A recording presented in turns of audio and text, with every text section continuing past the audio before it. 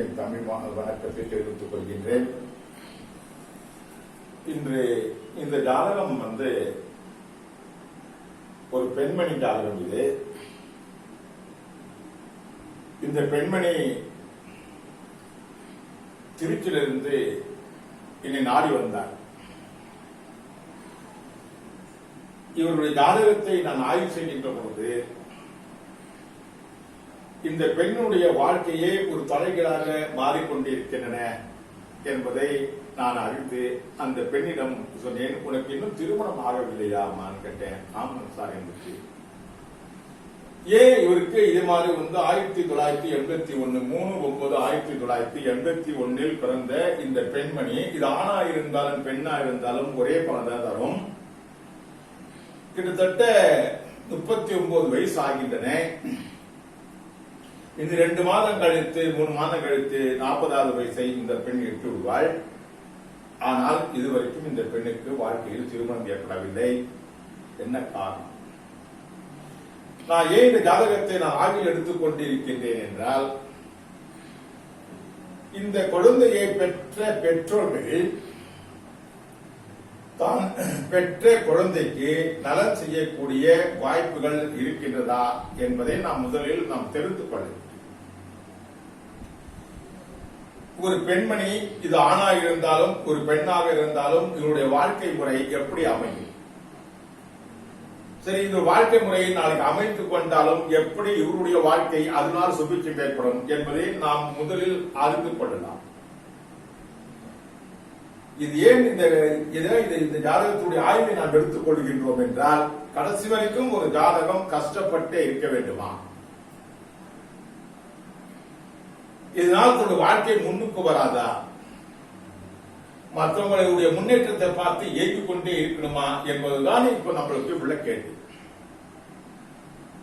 ஆக ஒரு ஜாதகம் என்னதான் ஒரு நபர் அறிவுபூர்வமான ஒரு நபராக இருந்தால் கூட ஒரு காலநிலைகள் ஒருவருக்கு கை கொடுத்தால் மட்டுமே அந்த ஜாதகம் முன்னுக்கு வரும்.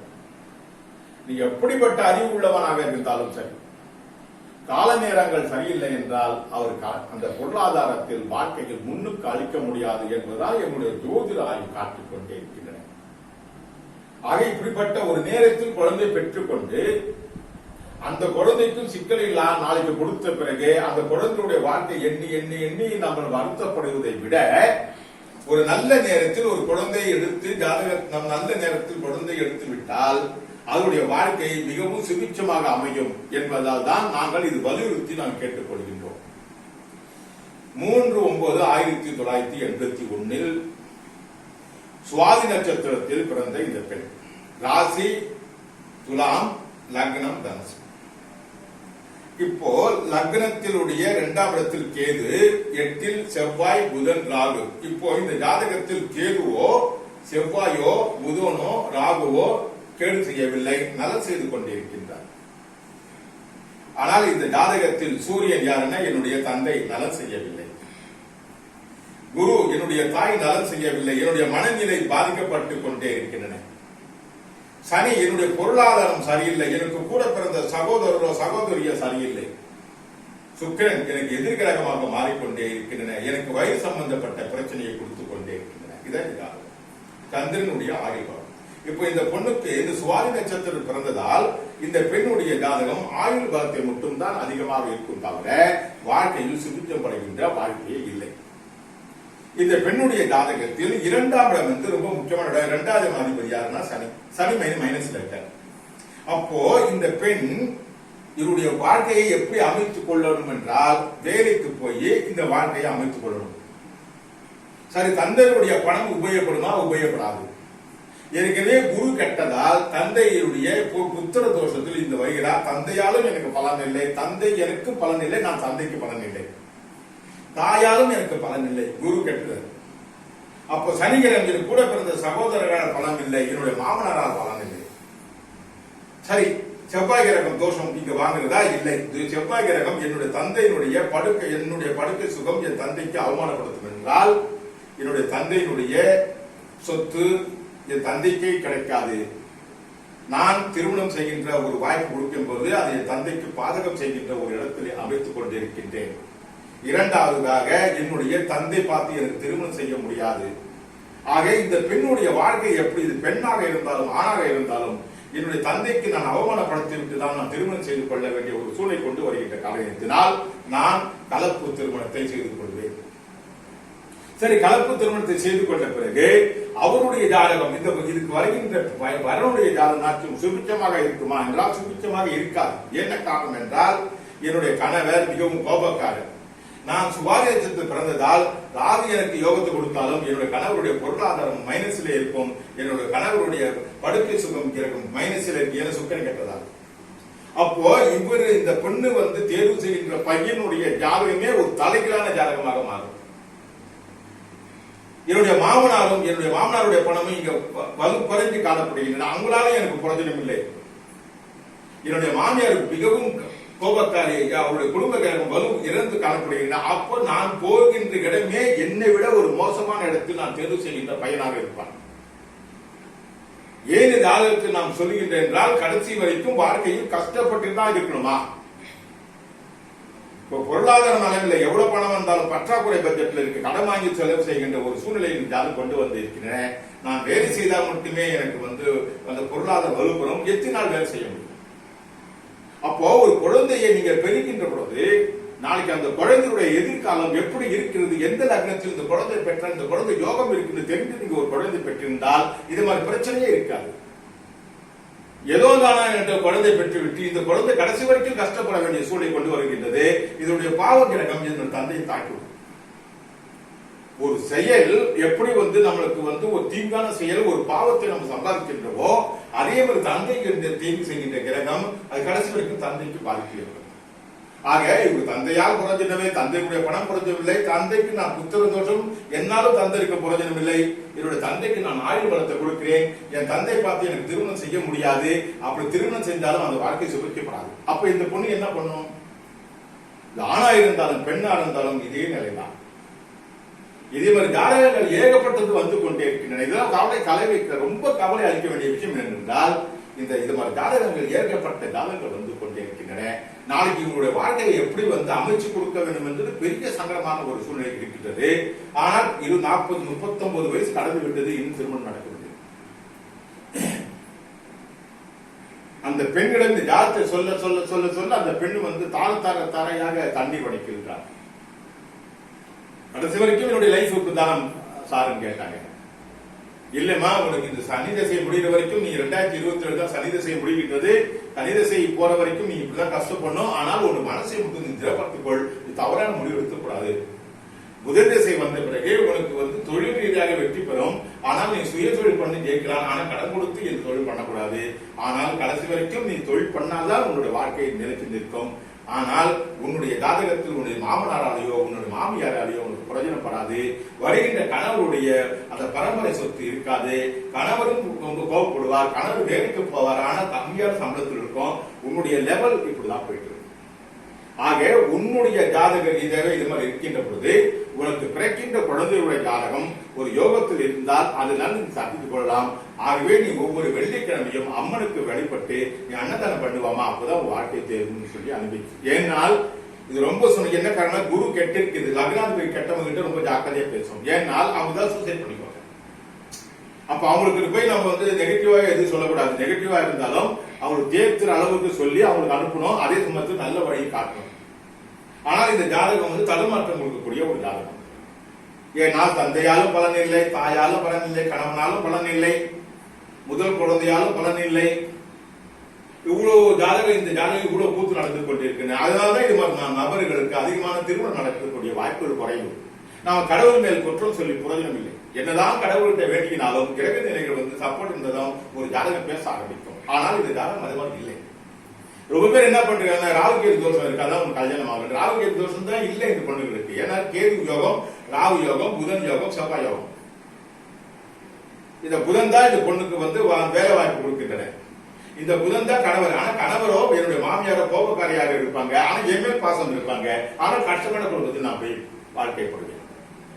அப்போ என்னுடைய செவ்வாய் கிரகம் என்னுடைய தந்தையுடைய சொத்து, என் தந்தை சொத்து எனக்கு அவருக்கு பயன்படாது. அப்ப அவருக்கு சொத்தே இல்லை.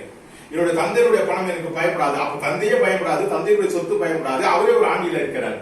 அப்போ இவருடைய குழந்தைக்கு இவர் தந்தை வந்து இந்த பொண்ணுக்கு நல்லது செய்ய வேண்டிய வாய்ப்புகள் குறையும். ஒண்ணு இரண்டு விஷயம் என்னன்னா, இது மாதிரி ஜாதகத்தில் ஒண்ணு தந்தை இறந்த பிறகு திருமணம் நடக்கும், இல்லைன்னா இந்த பொண்ணு வந்து தந்தைக்கு அவமானப்படுத்துகின்ற அளவுக்கு வேற்று மதத்திலேயோ வேற்று ஜாதியிலேயோ இந்த பெண் திருமணம் செய்து கொண்டால்தான் இந்த பொண்ணுக்கு வாழ்க்கை அமைக்கும். வேற வழி இல்லை. நேர்மையாக முறையில் தாய் தந்தை பார்த்து திருமணம் செய்யக்கூடிய வாய்ப்புகள் குறைவான ஜாதகம். ஆகவே இது மாதிரி ஜாதகத்தை நாம் ஒரு குழந்தையை பெற்றுக்கொண்டு கடைசி வரைக்கும் அழுத்து கொண்டே இருப்பதை விட ஒரு நல்ல நேரம் பார்த்து ஒரு நல்ல குழந்தையை நீங்க பெற்றுவிட்டால் இந்த பிரச்சனையே இருக்காது. அந்த குழந்தை தேர்விடும். ஆனால் கடைசி வரைக்கும் கண் கலைந்து வைக்க வேண்டிய ஒரு சூழ்நிலையில் தாய் தந்தருக்கு கொண்டு வரக்கூடாது என்பதால் தான் இந்த மாதிரி ஜாதகத்தை நான் ஆய்வு எடுத்துக்கொண்டு உங்களுக்கு விளக்கம் அளித்துக் கொண்டே இருக்கின்றேன். அன்பர்கள் என்ன சொல்றீங்கன்னா, நான் வந்து நீங்க குழந்தை பெற்கின்ற முடிய உங்களுடைய ஜாதகத்தில் ஒரு பெண்ணுடைய ஜாதகத்தை எடுத்துக்கின்ற பொழுது அந்த பெண்ணுக்கு நார்மலான டெலிவரியா இல்ல சிசரிங்கா இருந்து வரும். இப்ப நார்மலான டெலிவரி என்பது ரொம்ப கஷ்டமான ஒரு சூழ்நிலையில் இருக்கின்றன. என்ன காரணம்? அப்படிப்பட்ட சூழ்நிலையில் பெண்கள் இருக்கிறார்கள். சரியான உணவு இல்லை, வேலை வாய்ப்பு அதாவது உடல் உழைப்பு இல்லை. இது மாதிரி காரணத்தினால் நார்மல் டெலிவரி ரொம்ப பேருக்கு கம்மி தான். சிசரிங்கன்னு வந்து விட்டால் நீங்க என்ன செய்றீங்கன்னா, நல்ல ஜோதிடர்களை பார்த்து எந்த நேரத்தில் எந்த லக்னத்தில் குழந்தையை பிறக்க வைக்கலாம் என்று முதல் ஆய்வில் எடுத்துக்கொண்டு அந்த நேரத்தில் மற்ற கிரகங்கள் ஏதாவது ஒரு கிரகம் தான் ஒரு ஜாதகத்துக்கு எதிர்மறையாக இருக்குமே தவிர மற்ற 9, 8 கிரகங்கள் யோகத்தில் இருக்கின்ற ஒரு அமைப்பை கொடுத்து அந்த நேரத்தில் தாய் தந்திற்கு யோகம் தருகின்ற ஒரு வாய்ப்பு இருக்கா, கூட பிறந்த சகோதரருக்கு வாய்ப்பு இருக்கா என்பதெல்லாம் ஆய்வு எடுத்துக்கொண்டு ஒரு லக்னத்தை நீங்க சூஸ் பண்ணி அந்த லக்னத்தில் குழந்தை பிறத்து விட்டால் அந்த குழந்தையுடைய வாழ்க்கை நலம் இருக்கும், உங்கள் வாழ்க்கை நலமா இருக்கும். ஆனால் இதே மாதிரி நேரத்தில் நீங்க வந்து எடுத்து குழந்தையை பெற்றுவிட்டால் கடைசி வரைக்கும் கஷ்டத்திலே வாழ்க்கை போயிட்டே இருக்கும். எவ்வளவு பணம் வந்தாலும் தேராது. எனக்கு இந்த குழந்தையோட ஜாதகத்தில் எனக்கு ஆயுள் பலம் கெட்டி, ஆனால் என் ஆயுள் என் கையில் இருக்கிறது, என்னுடைய பொருளாதாரம் நசிங்கினால் என் கடன் வாங்கினால் கடன் திருப்பி தவிர்க்க முடியாத அளவுக்கு போகும் என்பதை நான் தவறான முடிவு எடுத்துக் கொள்வேன் என்று இந்த குழந்தை காட்டிக் கொள்வேன். ஆகவே நீங்க வந்து குழந்தை பெற்றுக் கொள்வது பெரிய விஷயம் இல்லை, அந்த குழந்தையுடைய வாழ்க்கையை எப்படி அமைச்சு கொடுக்க போகிறீர்கள் என்பதுதான் ஜாதகம் காட்டும். ஆகவே நீங்கள் வந்து எந்த ஒரு திருமணம் செய்து கொண்டு முதல் குழந்தையை நீங்க பெருக்கின்ற பொழுது, எந்த குழந்தை முதல் குழந்தையோ இரண்டாவது குழந்தையோ யாருக்கிட்ட பெருக்கின்ற பொழுது ஒரு நல்ல ஜோதிடருடைய ஆலோசனை முதல் டாக்டர் காட்டுங்க. டாக்டர் சிசன் தான் பண்ணி ஆகணும் ஒரு முடிவு வந்த பிறகு நல்ல ஜோதிடரை பார்த்து எந்த நேரத்தில் எடுத்துக்கொள்ளலாம் குழந்தை. நீங்க 4 டெலிவரி இயற்கையாகவே ஆண்டவர் கொடுத்த வரப்பிரசாதம் நம்ம மாற்ற முடியாது.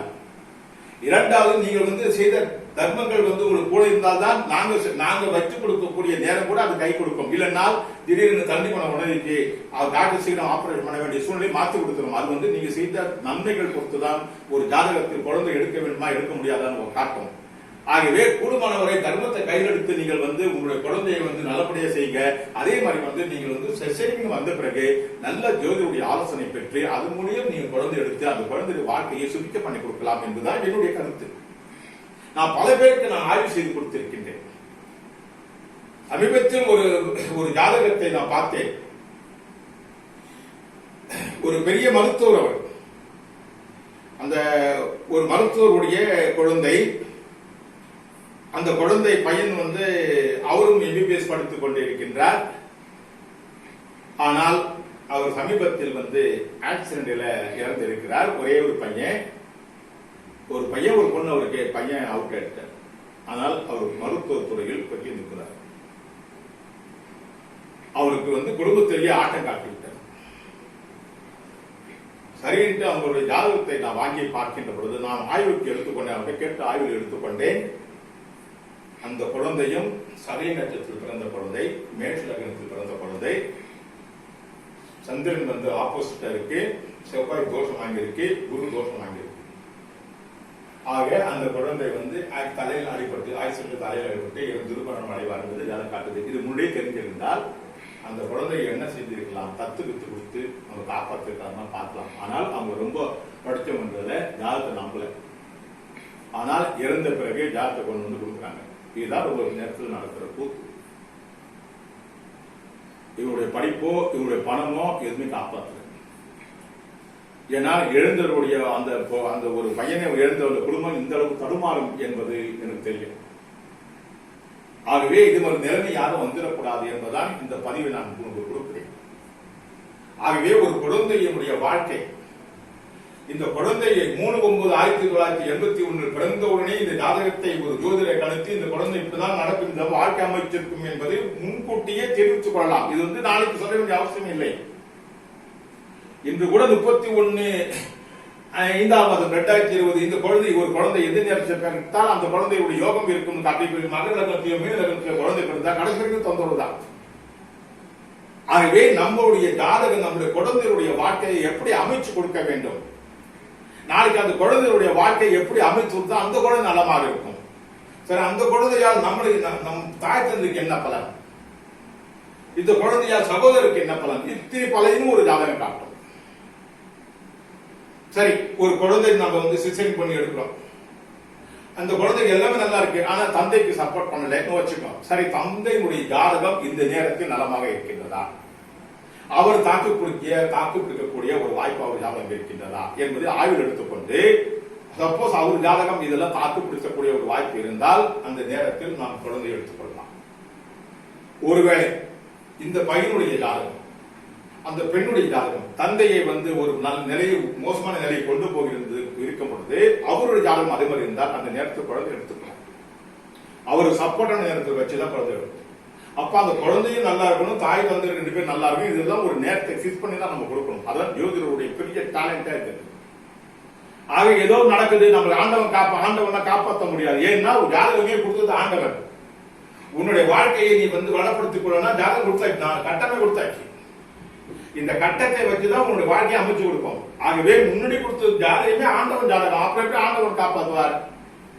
ஆகவே உன்னுடைய நேரத்தை இந்த நேரத்தில் ஃபிக்ஸ் பண்ணி நீ வந்து ஒரு குழந்தை பெற்றுக்கொண்டு உன்னுடைய வாழ்க்கையை அமைச்சு கொடுக்கணும்னு சொன்னதே ஆண்டவன் தான். ஆகவே நீங்க செய்த தவறுக்கு நாளைக்கு ஆண்டவனை காப்பாற்றுவார், ஆத்மாவுக்கு காப்பாற்றுவார். இதெல்லாம் கணக்கில் கொண்டு நீங்கள் உங்களுடைய குழந்தையுடைய வாழ்க்கையை வளமாக்கிக் கொள்ளுங்கள். ஆகவே எல்லா ஏகப்பட்ட ஜாதகம் இது மாதிரி ஜாதகம் வருகின்றன மனக்கவலையாக இருக்குது. 70% ஜாதகம் இது மாதிரி ஒரு மோசமான நிலை இன்னைக்கு இழுத்து பண்ணிட்டு 30% ஜாதகம் ரொம்ப நல்லா இருக்கு. 70% ஜாதகம் யாருக்கும் நல்ல. அதுலதான் விடோகள் அதிகமா வந்துட்டு இருக்காங்க. பெண்கள் வந்து கணவனை இழந்து 30 வருஷம் 40 வருஷம் விடவா இருக்காங்க. இதெல்லாம் இந்த சமூகத்துக்கு கேடு. நம்ம எல்லாம் அமைச்சு கொடுக்கும் போது இதெல்லாம் ஆய்வு பண்ணி தான் கொடுக்கணும். இதெல்லாம் கிரக தோஷ அளவுக்கு நம்ம பார்க்கணும். ஒரு பெண்ணுடைய ஜாதகத்தில் கிரக தோஷ அளவுக்கு 1000 பாயிண்ட்டுக்கு மேல் போனால் அந்த பெண் தீர்க்க சுமதியாக இருக்க முடியாது என்பதை எடுத்து சொல்லலாம். எத்தனை ரஜ பொருத்தம் இருந்தாலும் சரி. ஆக ஆணுடைய ஜாதகத்தையும் பெண் ஜாதகத்தை இணைக்கும் போது வெறும் நட்சத்திர பொருத்தம் மட்டும் பார்த்து இணைக்காமல் நீங்கள் என்ன செய்ய வேண்டும் என்றால் ஒரு ஜாதகத்தை இணைக்கின்ற பொழுது இந்த பெண்ணுடைய கிரக தோஷ அளவுக்கு பிளஸ் எவ்வளவு இருக்கு, மைனஸ் எவ்வளவு இருக்கு, இந்த பெண்ணால் கணவனுக்கு எவ்வளவு பிளஸ் கொடுக்குது, மைனஸ் எவ்வளவு கொடுக்குது, அதே மாதிரி கணவருடைய ஜாதகத்துக்கு எவ்வளவு பிளஸ் இருக்கு, மைனஸ் இருக்குது, அவர் மனைவிக்கு எவ்வளவு பிளஸ் இருக்காரு, மைனஸ் இதெல்லாம் சமம் பண்ணி கொடுத்தாதான் தீர்க்க சுமங்கலியாக வாழ்வார்கள். 100 வருஷம் வரைக்கும் வாழ்வார்கள். ஆக இன்னைக்கு வந்து அது மாதிரி யாருமே செய்தில்லை. என்ன ஆகுதுன்னா வெறும் நட்சத்திர பொருத்தம் 9 பொருத்தம் இருக்கா, 10 பொருத்தம் இருக்கு. எனக்கு விளைவுதான் இது ஒரு கூத்து. ஏன்னா இவங்க அப்பாவுக்கு கலத்துற தோஷம், இவங்க அப்பாவுக்கு ஆயுள் தோஷம், தாய்க்கு குடும்ப தோஷம், இந்த குழந்தைக்கு குடும்ப தோஷம், ஆயுள் தோஷம், இவ்வளவும் இருக்கு. எப்படி இது தேர்வாங்க? ஆகவே